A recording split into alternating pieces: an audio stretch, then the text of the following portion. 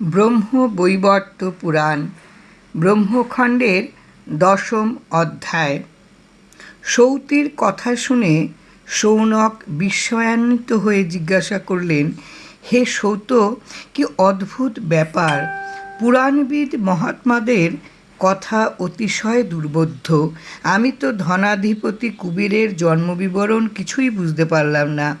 আপনি কিছু আগে পরমেশ্বর শ্রীকৃষ্ণ হতে কুবেরের জন্মবিবরণ কীর্তন করেছেন, কিন্তু আবার এখন কি কারণে ভিন্ন প্রকার বলছেন?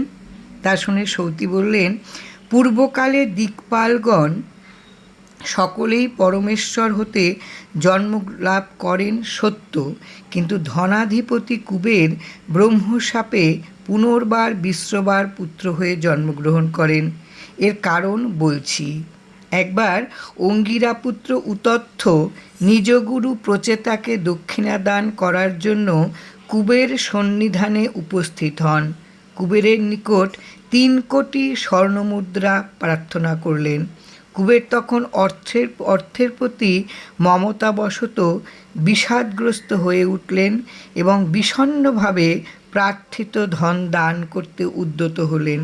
কিন্তু কোপন স্বভাব উতথ্য মুনিদাতা কুবেরের বিরস ও বিষণ্ণ বদন দেখে সব বুঝতে পেরে ব্রহ্মতেজে কুবেরকে তৎক্ষণাৎ ভস্মীভূত করে ফেললেন।